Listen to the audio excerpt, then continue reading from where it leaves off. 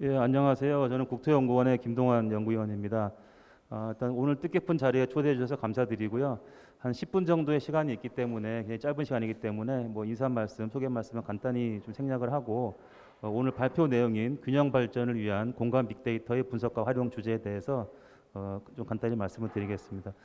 균형 발전이라고 하는 것도 굉장히 큰 주제이고 공간 빅데이터라고 하는 것도 큰 주제인데 저희가 연구했던 주요 사례들 몇 가지 소개해드리면서 좀 시사점을 제공해드리고 이후 토론을 위한 발제를 진행하는 것으로 하겠습니다. 먼저 좀 공간 빅데이터에 대해서 말씀을 드리면 이제 뭐 빅데이터가 워낙 유명해져서 이제 빅데이터가 어떤 것인지는 다들 알고 계실 텐데요. 이제 공간 빅데이터라고 하면 뭐 아주 간단히 말씀드리면 빅데이터인데 위치성, 공간성을 가지는 데이터다라고 보시면 되겠고요. 옆에 이제 그림을 보시는 것처럼 이미 우리는 이제 공간 데이터를 많이 쓰고 있습니다. 각종 행정 통계들이 공간 단위로 제공이 되고 있고, 근데 그 경우에는 저희가 이제 빅데이터라고 부르지는 않고 이제 빅데이터라고 하는 경우는 대부분 조금 더 마이크로한 레벨에서 셀 단위나 이제 격자 단위로 해서 좀 디테일한 것들이 모여 있는 것이 그렇기 때문에 그것이 빅데이터이고 대표적인 특성이라고 하겠습니다. 지금 굉장히 많은 빅데이터들이 만들어지고 있는데 뒤에서 말씀드리겠습니다만 예전에는 주로 데이터라고 하는 것이 공공재이기 때문에 이제 주로 이제 공공 부문에서 만들었다고 하면 최근에는 민간 기업들이 이제 자본재로 해서 많이 만들어지고 있고 또 그런 것들을 앞으로 또 가속화될 것으로 예상이 되고 있습니다. 그렇기 때문에 빅데이터는 앞으로 계속 좀 늘어날 것이다라고 말씀을 드리겠고 오늘 좀 소개드릴 뭐 자료들은 주로 이제 민간 데이터를 좀 활용해서 분석한 사례들이 되겠습니다. 첫 번째로 이제 개인소득 데이터인데요. 우리 개인소득은 지금 통계청에서 우리나라 전체 이제 샘플을 가구를 대상으로 해서 제공하고 있는 것들이 있는데 여기서 쓴 데이터는 우리나라의 신용평가 회사가 몇 군데가 있는데 거기서 만들어진 데이터입니다. 여기 계신 이제 모든 분들의 사실 개인 소득이나 뭐 대출 그런 것들이 집계가 되고 있고 사실 그 이유는 예전에 우리나라가 IMF를 겪으면서 이제 금융권 부실을 막기 위해서 공익적인 목적에 의해서 개인의 신용평가 데이터를 수집을 해서 이제 금융권에 제공하도록 그런 목적으로 생긴 회사들이 있습니다. 뭐 나이스라든가 KCB라고 하는 회사들이고요. 이제 그게 굉장히 민감한 개인 데이터이기 때문에 당연히 유출되면 안 될 테고 익명화 처리를 거쳐서 지금 공공 정책에도 쓰일 수 있도록 제공이 되고 있다라고 하겠습니다. 뭐 이제 그런 데이터를 활용하게 되면 이제 통계청에서 제공하는 데이터보다 굉장히 좀 마이크로하고 미시적인 분석을 할 수 있다고 하는 것이고요. 특정 지역에 대해서 연령대별로 소득과 부채 수준이 어떤지 그리고 특정 공간에 대해서 굉장히 미시적인 수준에서 소득 분포가 어떻게 되는지를 볼 수 있는 데이터라고 하겠습니다.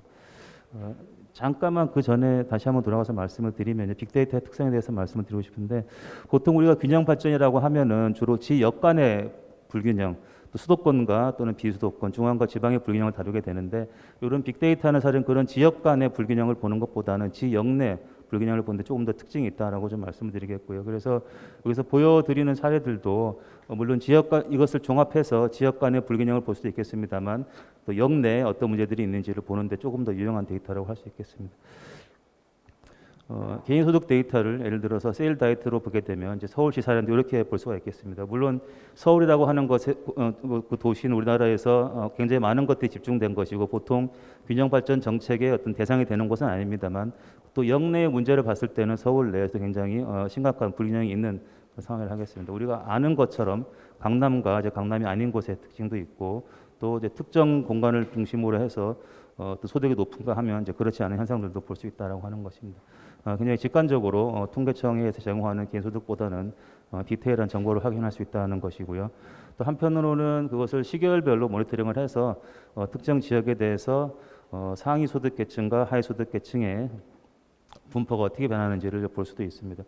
저기는 예를 들어서 이제 화성시, 경기도 화성시 쪽에 이제 사례인데요. 과거 한 몇 년간의 소득 변화를 본 것이고, 경기도 화성시는 이제 동탄 신도시를 포함하고 있어서 굉장히 많은 이제 신규 택지 개발이 이루어지는 곳입니다. 우리나라 사실 모든 것이 그런데 신규 택지 개발 또는 뭐 재건축 재개발이 이렇게 일어나게 되면 이제 주택 가격 주로 아파트 위주로 주택이 공급이 되고 그러면 이제 주택 가격이 상승하고 그것을 이제 좀 감당할 수 있는 소득계층이 들다 보니까 특정 시점을 기준으로 해서 이제 공공개발 사업이라든가 민간 개발 사업이 발생하면 그 지역의 소득 구조가 바뀌는 이제 그런 현상을 볼 수 있습니다. 이것뿐만이 아니라 이제 특정 공공 정책을 시행을 했을 때 그 지역의 주민 소득이 어떻게 변하는지 그런 것을 모니터링을 할 수 있다라고 하는 것입니다. 뭐 다음은 이제 기업 활동 데이터에 관한 것인데요. 요거는 뭐 굉장히 빠르게 넘어가겠습니다. 이미 많은 곳에서 또 활용을 하고 계시고 알고 계실 거 생각을 하고요. 우리나라 뭐 기업에 관한 데이터는 굉장히 많은 곳에서 지금 만들어지고 있습니다. 통계청에서 하는 사업체 총조사가 있고, 뭐 중기청에서 하는 중소기업 조사가 있는데요. 또 민간 기업에 의해서 제공되는 그런 데이터도 있습니다.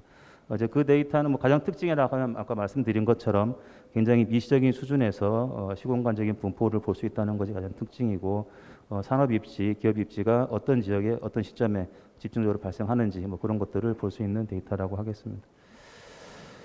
그래서 뭐 아까도 얘기가 나왔습니다만 우리나라는 이제 굉장히 많은 것들이 수도권에 집중이 되어 있고 특히 기업 입지 같은 것들은 뭐 수도권 동남권들에 많이 입지되어 있는데 그런 것들을 명확하게 좀 디테일하게 볼 수 있는 데이터라고 하겠습니다.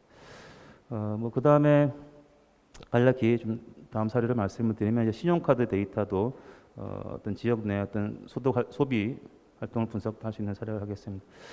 뭐 일반적으로 신용카드 데이터라고 하면 주로 이제 뭐 마케팅 측면에서 뭐 어떤 업종의 매출이 높고 또 상권 분석 등등에서 많이 쓰이는데 신용카드 데이터를 뭐 그렇게만 쓸 수 있는 것은 아니고 좀 다른 관점에 접근할 수 있습니다.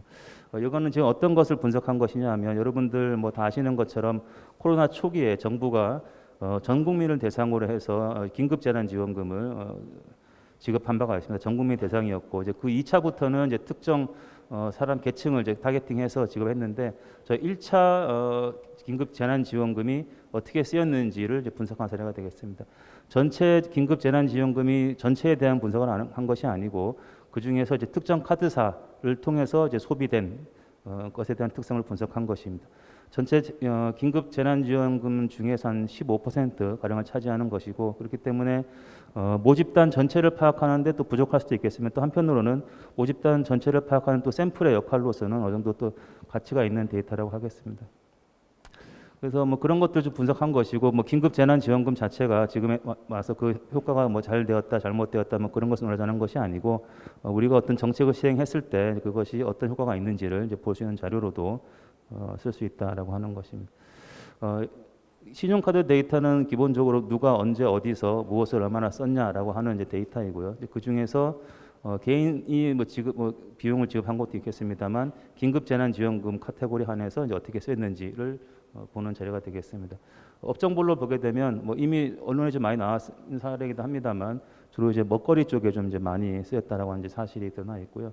뭐 그게 잘못됐다는 것이 아니고 이제 그렇기 때문에 그것이 이제 산업 전반에 걸쳐서 소비 부분 전반에 걸쳐서 크게 승수 효과가 나 있는 것인지 그런 것들을 따져볼 수 있는 데이터 또는 분석 결과라고 하겠습니다.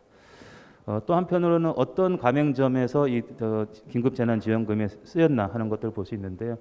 그 가맹점의 규모를 뭐 연매출에 따라서 뭐 일반, 중소 1, 2, 3 그다음에 영세 그렇게 구분해 볼 수가 있습니다. 보통 신용카드 가맹점이라고 하면 대부분 이제 뭐 상업에 종사하시는 뭐 소매점이 되겠죠.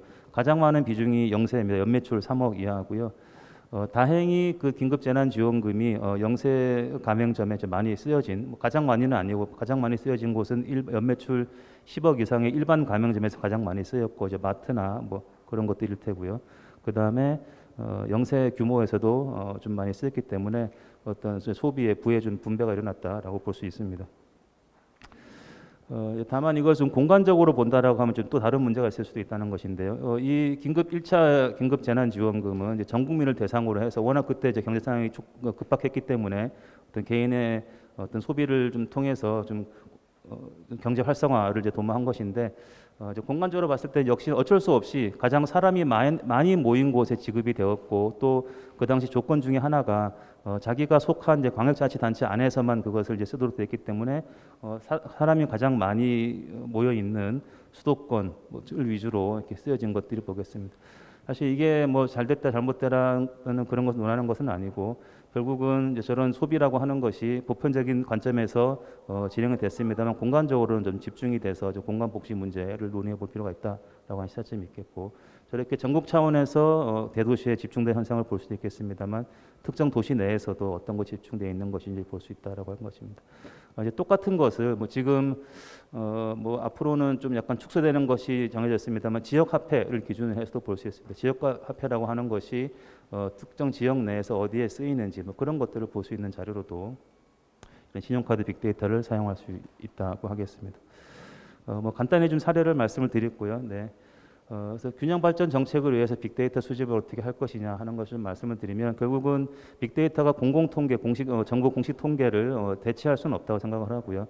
지역 간의 문제라든가 거시적인 지역 지표로서는 여전히 정부 부문의 통계는 필요할 것입니다. 다만 조금 더 역내의 문제, 조금 더 미세적인 문제를 볼 때는 빅데이터 유용하다라고 좀 말씀을 드릴 수 있겠고, 빅데이터의 특성이 그냥 큰 것이 아니고 말씀드린 것처럼 굉장히 마이크로한 데이터들이 모였기 때문에 큰 것인데, 그것을 잘 쓰는 방법은 이제 단순히 집계해서 통계 형태로 쓰는 것뿐만이 아니라 좀 다양한 분석 방법과 결합해서 좀 쓰는 것이 필요하다라고 할 수 있겠습니다. 또 하나의 문제는 이제 빅데이터가 아까 말씀드린 것처럼 이제 데이터 경제 시대에 이렇게 자본재로 취급이 되면서 민간 기업들이 공급하는 경우가 되게 많은데, 사실 지금 많은 지자체에서 정부 부처에서 이걸 돈 내고 지금 사고 있는데 이게 굉장히 비용이 좀 많이 들고 이게 지속 가능성에도 좀 문제가 있는 상황인데, 그렇기 때문에 단순 구매보다는 어떤 공공 민간 협력 체계를 구축해서 좀 체계적으로 공공 정책에 활용할 수 있는 그런 체계를 좀 만들어 나가는 것이 필요하다고 볼 수 있겠습니다. 예, 지금 시간 관계상 이 정도로 좀 말씀을 드리고, 뭐 이후 추가적인 질문 사항이 있으면 저한 이후 토론 시간이나 또는 이메일 등 연락을 주시면 답변 드리도록 하겠습니다. 감사합니다.